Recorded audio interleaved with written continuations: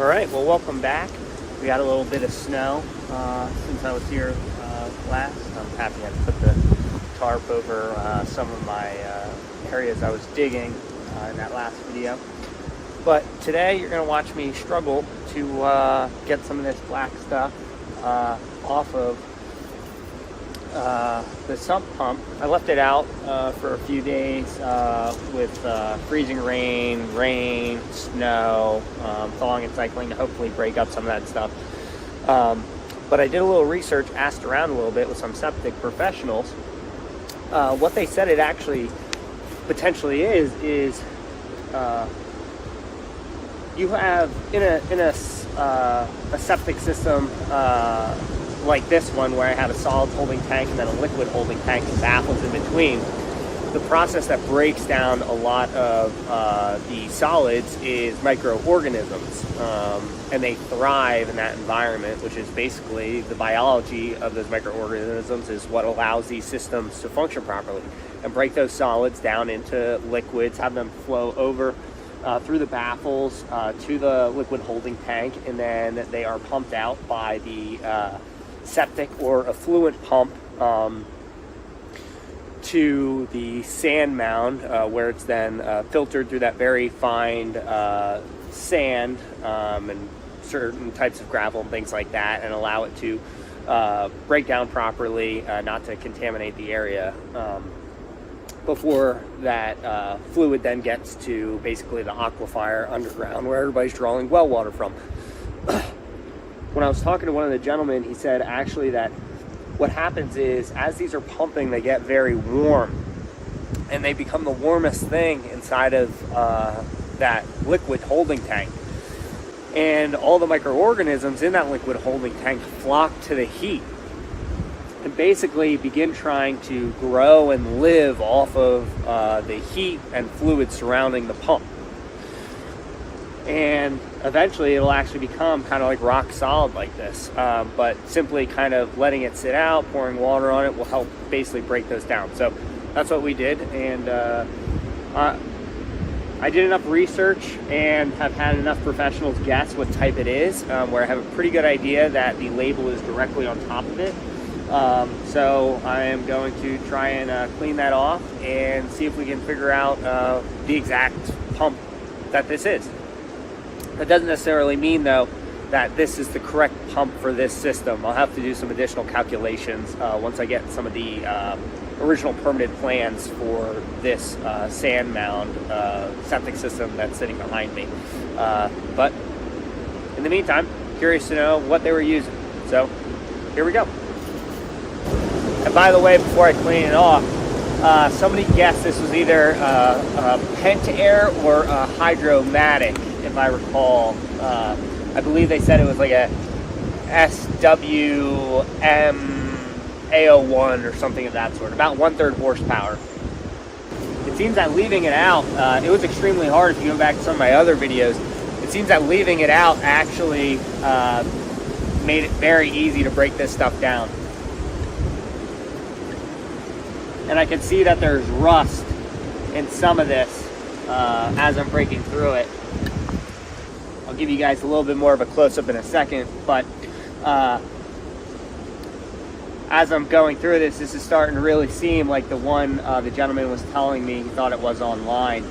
That particular unit was oil-filled, and I can see the oil cap now, and I can see the placard on top where we thought it was going to be. But leaving it out, it's made it so much easier. Let me get you guys a close-up.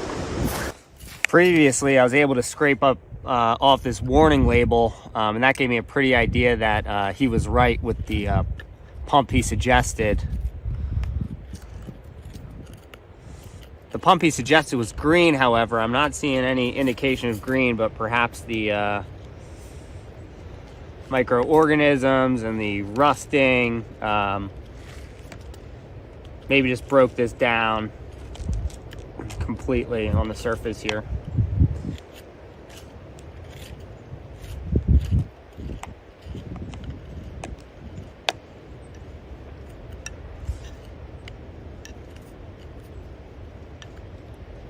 Being careful not to have any of this come off into my eyes.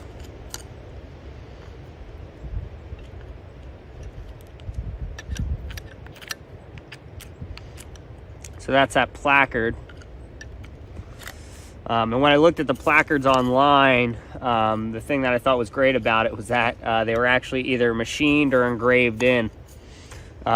Meaning that even if the thing was rusted and there was no paint on it, the markings of the model number would still be legible.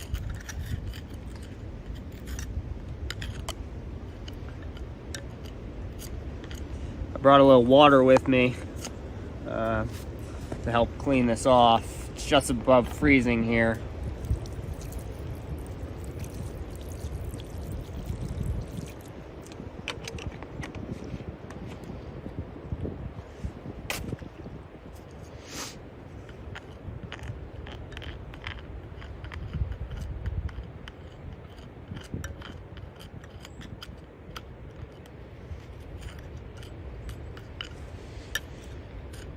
And I guess that this is the original effluent pump that came with this. The thing I actually like particularly about this unit, which not many other units seem to have, is that the bottom of this unit, if you look at my prior video, actually has some sort of like grating or filtration, not to let any solids greater than I'd probably say half an inch, 3/8 of an inch, make its way into the pump, which may also have been its demise, but I'd rather the pump die that way, suffocating on solids, as opposed to allowing solids to make their way into the septic mound, because that would very quickly, I imagine, clog up the septic mound and some of those perforations that are so crucial.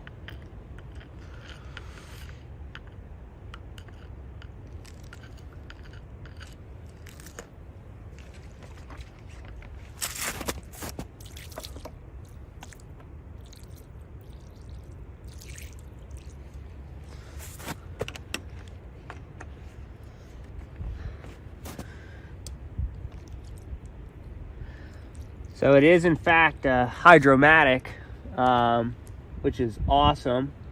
Submersible sump slash effluent pump.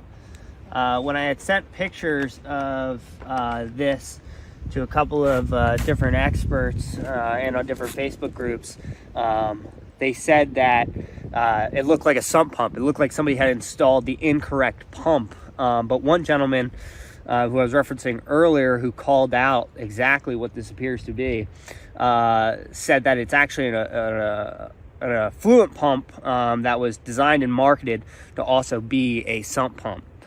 So it was kind of, you know, dual roles. And it seems like they may have been discontinued, some of them for whatever reason, but I see that some of these hydromatics are still available online.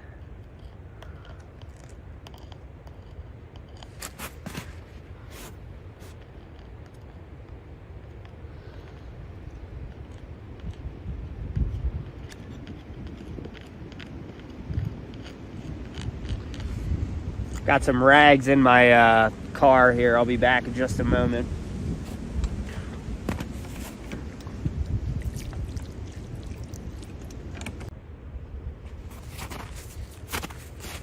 All right, use my rag to clean some of this off. Make sure I put my gloves on.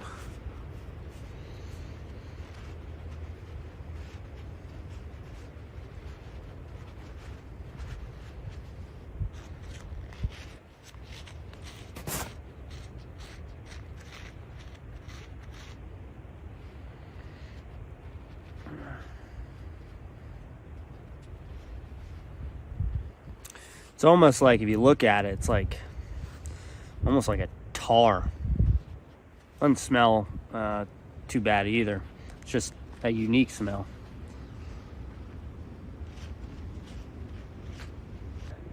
I'll give you guys even a closer up in a second. But yeah, it's a Hydromatic, Aurora / Hydromatic, or the company, excuse me. The brand is Hydromatics. The company is Aurora / Hydromatics Pumps Inc. It's a third of a horsepower, 115 volt, which that lines up with all the wiring.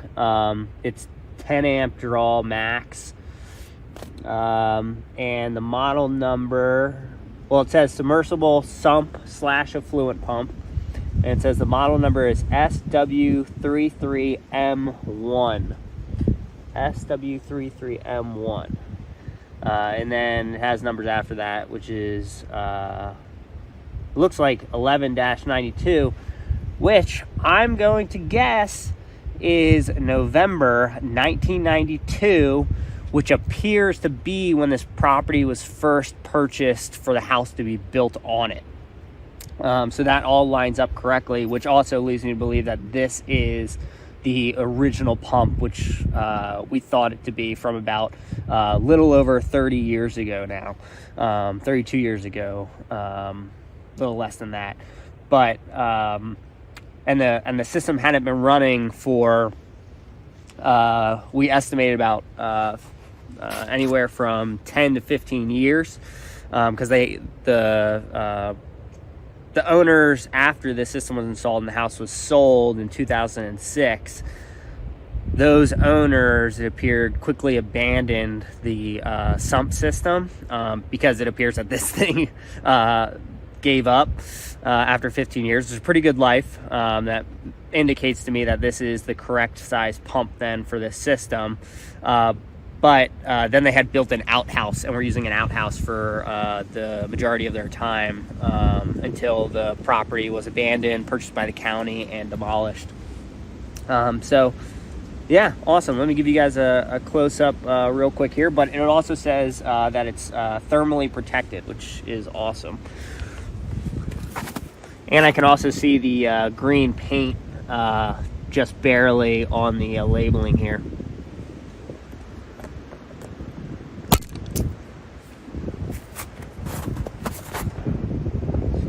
See it there.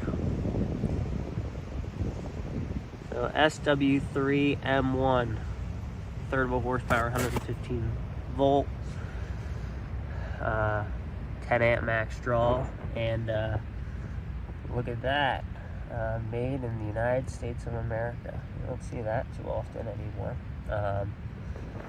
But excellent. I think I located one of these on eBay. Used, never, open, never used system, and I think I'm going to purchase that one and replace this one with that. But yeah, no, this is awesome. Excellent. Yeah, so it was a productive day here on the property, but I'm not sure if you guys can hear this or see it, but the wind blowing through here is kind of crazy today. So I think I'm going to get out of here, just because it might be a little bit dangerous with some of the dead trees laying around. But yeah, I never thought I'd be so excited about such a literal crappy job. But it looks like we might be able to salvage the septic system, which is awesome. It's probably $20,000 or $30,000 in savings.